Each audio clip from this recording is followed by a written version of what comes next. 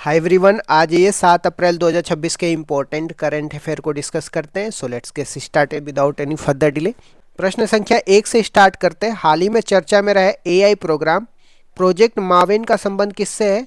तो US America से। इसे अमेरिका की सुरक्षा एजेंसी पेंटागन द्वारा लॉन्च किया गया है। इसका उपयोग अमेरिका ईरान के खिलाफ सटीक हमले करने के लिए कर रहा है। यह एआई प्रोग्राम सैटेलाइट तस्वीरों और सेंसर डेटा के माध्यम से लक्ष्य टारगेट की सटीक पहचान से लेकर के उसकी विनाश तक का कार्य करता है। अमेरिका और इजराइल द्वारा ईरान के खिलाफ चलाए जा रहे ऑपरेशन का नाम भी हमें ध्यान में रखना है। जैसे लायन रोअर जो है अमेरिका द्वारा चलाए गए ऑपरेशन का नाम है ईरान के खिलाफ, और एपिक फ्यूरी जो है इजराइल के द्वारा चलाए जा रहे ईरान के खिलाफ ऑपरेशन है। तो ये भी आपको ध्यान में रखना है। मैप देख लीजिए। ईरान का map Pakistan, Afghanistan, Turkmenistan, Azerbaijan, Armenia, Turkey, Iraq से लगता है। एक साइड पर्सियन गल्फ है, दूसरी साइड कैस्पियन सी है। तो ये भी आपको ध्यान में रखना है। ईरान की राजधानी तेहरान है। दूसरी तरफ आप देख लीजिए इजराइल। इजराइल का बॉर्डर आपका मेडिटेरेनियन सी के साथ लगता है। यहाँ पे इजराइल का बॉर्डर लेबनान, सीरिया, जॉर्डन और यहाँ पे इजिप्ट के साथ लगता है। यहाँ पे आपको देखने को मिलेगा पर्सियन गल्फ को गल्फ ऑफ ओमान से स्टेट ऑफ हरमुज कनेक्ट करेगा। 85% ऑयल का एक्सपोर्ट इसी स्टेट ऑफ हरमुज से जाता है, जिसको ईरान ने ब्लॉक कर दिया है। इस वजह से पूरे वर्ल्ड में ऑयल मार्केट में क्राइसिस हो रहे हैं। अमेरिका और इजराइल द्वारा चलाए जा रहे ईरान के खिलाफ ऑपरेशन को भी आप ध्यान में रखना। नेक्स्ट क्वेश्चन में आते हैं भारतीय रेलवे द्वारा पूरे किए गए पश्चिमी डेडिकेटेड फ्रेट कॉरिडोर की कुल लंबाई कितनी है? तो 1506 किलोमीटर लंबाई है। यह कॉरिडोर जेएनपीटी महाराष्ट्र से दादरी उत्तर प्रदेश तक फैला हुआ है। इसका उद्देश्य क्या है? माल ढुलाई लॉजिस्टिक को सुगम करना। इस प्रोजेक्ट की फंडिंग कौन कर रहा है? जीका, जापान अंतर्राष्ट्रीय सहयोग agency, Japan international cooperation agency द्वारा किया जा रहा है इसका फंडिंग। वही ईस्टर्न डेडिकेटेड फ्रेट कॉरिडोर की बात करते हैं, जिसकी लंबाई 1337 किलोमीटर है, जो लुधियाना पंजाब से सोन नगर बिहार तक जोड़ेगा। नेक्स्ट क्वेश्चन में आते हैं वित्त वर्ष 2026 में कार्गो हैंडलिंग में भारत का कौन सा बंदरगाह शीर्ष स्थान पर रहा है? दीनदयाल बंदरगाह, जिसको कांडला पोर्ट बोलते हैं, यह गुजरात में स्थित है। इस पोर्ट ने 160 मिलियन टन कार्गो हैंडल करके एक ऐतिहासिक उपलब्धि हासिल की है और पैरादीप पोर्ट को पीछे छोड़ दिया है। भारत का यह विशेष आर्थिक क्षेत्र, जिसको स्पेशल इकोनॉमिक जोन बोलते हैं, तो ये भी आपको ध्यान में रखना है। नेक्स्ट क्वेश्चन में आते हैं सैटेलाइट इंटरनेट को बढ़ावा देने के लिए स्टारलिंक इंडिया के साथ मेमोरेंडम ऑफ अंडरस्टैंडिंग करने वाला नवीनतम राज्य कौन सा बन गया है? तो मेघालय बन गया है। इसके मुख्य उद्देश्य की बात करते हैं तो दुर्गम क्षेत्रों में सैटेलाइट के माध्यम से इंटरनेट सुविधा प्रदान करना, जो आपदा रोधी होगा और तीव्र गति वाला होगा। स्टारलिंक की बात करते हैं तो एलन मस्क की कंपनी स्पेस एक्स का प्रोजेक्ट है, जिसके तहत लो अर्थ ऑर्बिट में हजारों उपग्रह स्थापित किए गए।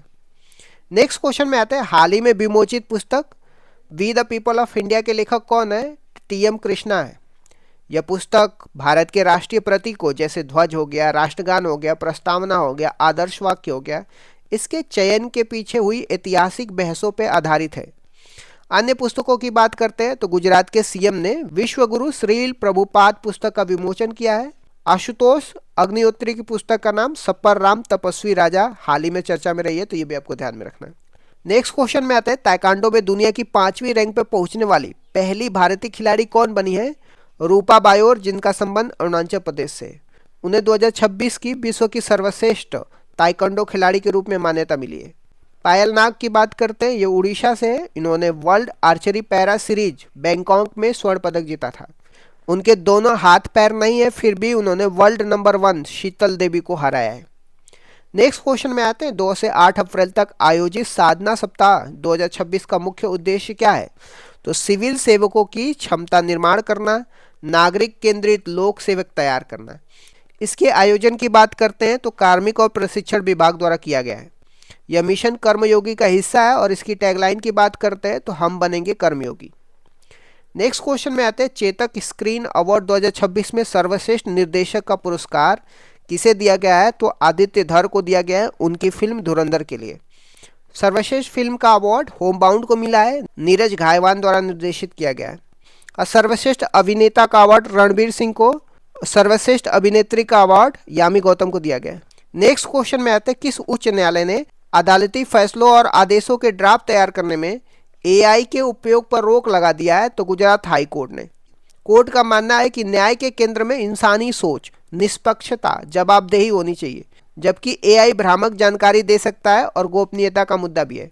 नेक्स्ट क्वेश्चन में आते हैं, SAFF अंडर 20 चैंपियनशिप 2026 का खिताब किस देश ने जीता है? तो बांग्लादेश ने जीता है। बांग्लादेश ने फाइनल में भारत को हराकर यह खिताब जीता है और इसका आयोजन मालदीव में किया जा रहा है। पंचवर्षीय योजना के बारे में मैंने डिस्कस तो किया है, बट एक बार फिर से मैं पंचवर्षीय योजना के बारे में रिवीजन करा देता हूँ। पहली पंचवर्षीय योजना 1951 से 56 तक थी। इसकी मुख्य विशेषताएं क्या थी? इसका टाइम पीरियड की बात कर, यह योजना 1 अप्रैल 1951 से लेकर के 1956 तक चली थी। मॉडल की बात करते हैं, यह हेरोल्ड डोमर मॉडल पर आधारित थी और इसका प्रारूप KN राज ने तैयार किया था। उद्देश्य क्या था पहली पंचवर्षीय योजना का? इसका मुख्य ध्यान कृषि एग्रीकल्चर पर था। विकास की दर की बात करते हैं, जो लक्ष्य था 2.1% था, लेकिन 3.6% की वृद्धि हासिल की गई थी, जो लक्ष्य से अधिक थी। दूसरी पंचवर्षीय योजना 1956 से 1961 के प्रमुख बिंदु क्या थे? दूसरी पंचवर्षीय योजना की अवधि की बात करते हैं, 1956 से 1961 तक रहता है। मॉडल की बात करते हैं, यह महालनोबिस मॉडल पर आधारित थी। इसका जो उद्देश्य था, इस योजना में भारी उद्योगों पर बल दिया गया, जिसमें प्रमुख उपलब्धियां थी।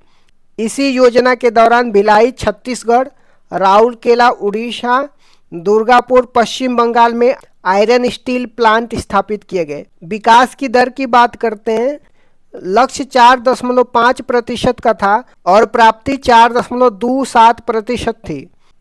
तीसरी पंचवर्षीय योजना 1961 से 66 तक क्यों असफल रही थी? 1961 से 66 तक तीसरी पंचवर्षीय योजना थी। यह मॉडल सुखमय चक्रवर्ती मॉडल पर आधारित थी। इसका उद्देश्य था कृषि और उद्योग दोनों पर बल देना। असफलता के कारण ये थे, यह योजना 1962 के दौरान भारत चीन युद्ध और 1965 के भारत पाकिस्तान युद्ध के कारण अपने लक्ष्य को प्राप्त नहीं कर सकी और असफल रही। अन्य घटना की बात करते हैं, तीसरी पंचवर्षीय योजना में इसी दौरान जय जवान जय किसान का नारा दिया गया था और 1965 में भारतीय खाद्य निगम, जिसको फूड कॉरपोरेशन ऑफ इंडिया की स्टेब्लिशमेंट की बात करते हैं, तो तीसरी पंचवर्षीय योजना में FCI का इस्टेब्लिशमेंट होता है। नेक्स्ट देख लेते हैं योजना अवकाश की। योजना अवकाश, जिसको प्लान हॉलीडेज बोलते हैं, ये क्या था और यह कब हुआ था? तीसरी पंचवर्षीय योजना की असफलता के बाद 1966 से लेकर के 1969 तक 3 वर्षों के लिए कोई पंचवर्षीय योजना नहीं बनाई गई। इसे योजना अवकाश कहा जाता है। इसी दौरान एक एक वर्ष की योजना शुरू की गई थी। खाद्यान्न में आत्मनिर्भरता के लिए हरित क्रांति, जिसको ग्रीन रेवोल्यूशन की शुरुआत की गई थी। चौथी पंचवर्षीय योजना 1969 से 1974 की मुख्य बातें क्या थी? तो इसका टाइम पीरियड की बात करते हैं, 1969 से लेकर के 1974 तक थी। यह मॉडल अशोक रुद्र मॉडल पर आधारित थी और इसका प्रारूप DR गॉडगिल ने तैयार किया था। उद्देश्य की बात करते हैं, इसका लक्ष्य स्थिरता के साथ आर्थिक विकास करना, डेवलपमेंट विथ स्टेबिलिटी था। प्रमुख घटनाएं की बात करते हैं, तो चौथी पंचवर्षीय योजना में 1969 में 14 बैंकों का राष्ट्रीयकरण किया गया था। ये पहली बात हो गई। इसके बाद 1971 में भारत पाकिस्तान का युद्ध हुआ और 1974 में पहला परमाणु परीक्षण ऑपरेशन स्माइलिंग बुद्धा पोखरण में किया गया था। पांचवी पंचवर्षीय योजना 1974 से 1978 क्यों अद्वितीय थी? यह भारत का एकमात्र ऐसी योजना है जो अपने निर्धारित समय 5 वर्ष से पहले केवल 4 वर्षों में ही समाप्त हो गई। 1974 से लेकर 1978 तक ही रही थी।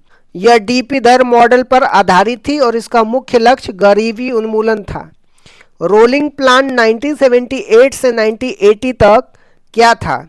1978 में सरकार बदलने के बाद मोरारजी देसाई की जनता पार्टी सरकार ने पंचवर्षीय योजना को समाप्त कर रोलिंग प्लान शुरू किया था। विश्व में इसके जनक डॉक्टर गुरनार मिर्डर थे। उनकी पुस्तक एशियन ड्रामा में इसका उल्लेख है और भारत में इसे लक्कड़वाला ने लागू किया था।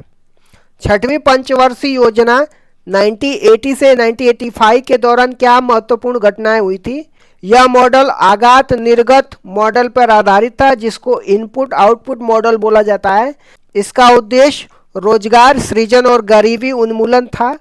प्रमुख घटनाएं की बात करते हैं तो छठवीं पंचवर्षीय योजना में नाबार्ड की एस्टेब्लिशमेंट किया जाता है 1982 में। 6 और बैंकों का राष्ट्रीयकरण किया जाता है 1980 में। ऑपरेशन ब्लू स्टार और ऑपरेशन मेघदूत 1984 में चलाया जाता है। ऑपरेशन मेघदूत सियाचिन पर कब्जा करने के लिए। 7वीं पंचवर्षीय योजना 1985 से लेकर के 1990 तक क्या नारा था? इस योजना का प्रसिद्ध नारा रोटी रोजी और उत्पादकता या भोजन काम और उत्पादकता था। इसी योजना के दौरान 1988 में सेबी की स्थापना होती है, जिसको security and exchange board of India बोलते हैं। एलपीजी सुधार कब और क्यों अपनाए गए थे?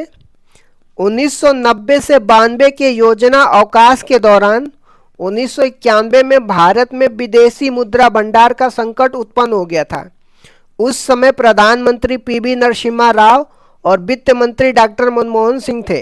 इस संकट से निपटने के लिए 1991 में नई आर्थिक नीति अपनाई गई थी, जिसे एलपीजी सुधार कहा गया था।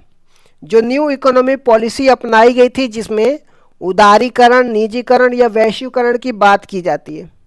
8वीं पंचवर्षीय योजना 1992 से 1997 का मुख्य फोकस क्या था? तो यह model John W Miller model पर आधारित थी।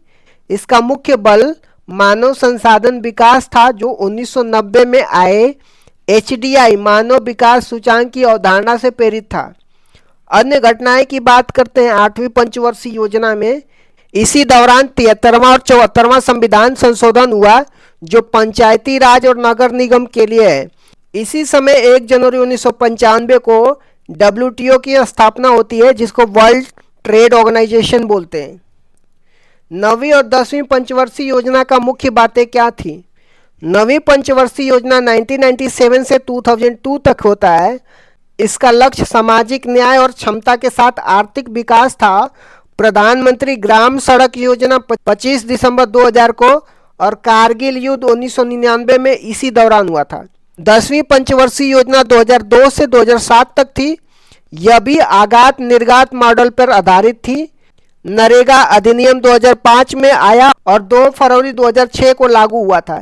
11वीं पंचवर्षीय योजना 2007 से लेकर 2012 की विकास दर की क्या विशेषता थी? इसका लक्ष्य तीव्र और समावेशी विकास, जिसको रैपिड एंड इंक्लूसिव डेवलपमेंट था। इसमें 8% की विकास दर हासिल की गई थी, जो सभी पंचवर्षीय योजनाओं में अब तक की सबसे ज़्यादा थी। शिक्षा का अधिकार राइट टू एजुकेशन एक्ट 2009 इसी दौरान आया था। 12वीं पंचवर्षीय योजना 2012 से 2017 का लक्ष्य क्या था? यह अंतिम पंचवर्षीय योजना था, जो 2012 से 2017 तक चला था। इसका लक्ष्य तीव्र, सतत और अधिक समावेशी विकास, जिसको rapid sustainable and inclusive development था। इसमें कृषि के लिए 4% और प्रजनन दर को 2.1%, जिसको प्रतिस्थापन दर बोलते हैं, पर लाने का लक्ष्य रखा गया था। भारतीय संविधान के प्रमुख संशोधन और उसके प्रावधान के बारे में देखने वाले हैं। पहला संविधान संशोधन कब हुआ था? 1951 में हुआ था। संविधान में 9वीं अनुसूची जोड़ी गई थी, जिसका संबंध भूमि सुधार से है। अनुच्छेद 15 क्लॉज 4 भी जोड़ा गया, जो सामाजिक और शैक्षिक रूप से पिछड़े वर्गों के लिए आरक्षण का प्रावधान करता है। 7वां संविधान संशोधन 1956 में राज्य पुनर्गठन से संबंधित है। यह प्रावधान किया गया कि 2 या 2 से अधिक राज्यों के लिए एक राज्यपाल हो सकता है। इस समय भारत में 14 राज्य और 6 केंद्र शासित प्रदेश थे। फजल अली कमीशन का गठन 1953 में इसी उद्देश्य से हुआ था। 15वां संविधान संशोधन 1963 में हुआ था। हाई कोर्ट के न्यायाधीशों की सेवानिवृत्ति की आयु 60 से बढ़ा करके 62 कर दिया गया था। 21वां संविधान संशोधन 1967 में हुआ था। इस संविधान संशोधन से संविधान की 8वीं अनुसूची में 15वीं भाषा के रूप में सिंधी भाषा को जोड़ा गया और मूल संविधान में 14 भाषाएं थी, अब जाकर के 22 भाषाएं हैं। 24वां संविधान संशोधन 1971 में हुआ था। इंदिरा गांधी के कार्यकाल में संसद को संविधान संशोधन की असीमित शक्तियां प्रदान की गई थी। हालांकि इसके बाद केशवानंद भारती केस 1973 में सुप्रीम कोर्ट ने स्पष्ट किया कि संसद की यह शक्ति असीमित नहीं है, बल्कि सीमित है और इस संविधान के मूल ढांचा को नहीं बदल सकती है। 26वां संविधान संशोधन 1971 की बात करते हैं। राजाओं को दिए जाने वाला प्रीवी पर्स को समाप्त कर दिया गया, जो देशी रियासतों के एकीकरण के बदले में दी जाने वाली एक बड़ी राशि थी। 36वां संविधान संशोधन 1975 में सिक्किम को भारत का पूर्ण राज्य बनाया गया और ये भारत का 22वां राज्य सिक्किम बन के आया था। 42वां संविधान संशोधन 1976 की बात करते हैं। इसे मिनी कॉन्स्टिट्यूशन या लघु संविधान कहा जाता है। 42वां संविधान में प्रस्तावना में संशोधन किया, जिसमें समाजवाद, पंथ निरपेक्ष, अखंडता शब्द जोड़े गए और प्रस्तावना में अब तक ये एकमात्र संशोधन रहे। 42वां संविधान संशोधन में फंडामेंटल ड्यूटी जोड़ी गई थी, जो भाग 4A में अनुच्छेद 51A को जोड़ा गया था, जिसमें मौलिक कर्तव्य शामिल थे। यह सरदार स्वर्ण सिंह समिति की सिफारिश पे फंडामेंटल ड्यूटी, जिसको मौलिक कर्तव्य बोलते हैं, इसको जोड़ा गया था। 42वां संविधान संशोधन में राज्य सूची से समवर्ती सूची में विषयों को हस्तांतरण किया गया, जिसमें 5 विषय वन, वन्य जीव, मापतोल, न्याय प्रशासन और शिक्षा को राज्य सूची से समवर्ती सूची में स्थानांतरित किया गया। नए अनुच्छेद आर्टिकल 39A जो निःशुल्क कानूनी सहायता की बात करता है, आर्टिकल 48A जो पर्यावरण संरक्षण की बात किया जाता है, ये भी 42वां संविधान संशोधन में जोड़ा जाता है। 44वां संविधान संशोधन 1978 की बात करते हैं। ये मोरारजी देसाई के कार्यकाल में हुआ था। इसमें संपत्ति के अधिकार में बदलाव किए जाते हैं। संपत्ति के अधिकार को मौलिक अधिकार की सूची से हटा करके इसे कानूनी अधिकार, जिसको लीगल राइट बनाया गया, जो अब अनुच्छेद 300A में है। पहले इसमें आर्टिकल 30 पहले संपत्ति का अधिकार आर्टिकल 31 पहले संपत्ति का अधिकार अनुच्छेद 31 में था। राष्ट्रीय आपातकाल, नेशनल इमरजेंसी की बात करते हैं। इसमें राष्ट्रीय आपातकाल के लिए आंतरिक अशांति के स्थान पे सशस्त्र विद्रोह शब्द का प्रयोग किया गया। राष्ट्रीय आपातकाल लगने के लिए कैबिनेट की लिखित अनुमति को अनिवार्य किया गया। संविधान में कैबिनेट शब्द की पहली बार उल्लेख इसी संशोधन में हुआ था। आ जाते हैं 52वां संविधान संशोधन की बात करते हैं, जो 1985 में हुआ था। राजीव गांधी के कार्यकाल में दल बदल विरोधी कानून आया था, जिसको एंटी डिफेक्शन लॉ बोलते हैं। संविधान में 10वीं सूची जोड़ी गई, जिसका उद्देश्य दल बदल को रोकना था। आ जाते हैं 61वें संविधान संशोधन, जो 1989 में हुआ था। यह राजीव गांधी के कार्यकाल में मतदान की आयु 21 वर्ष से घटा करके 18 वर्ष कर दी गई थी। अब आ जाते हैं 73वां संविधान संशोधन 1992 में।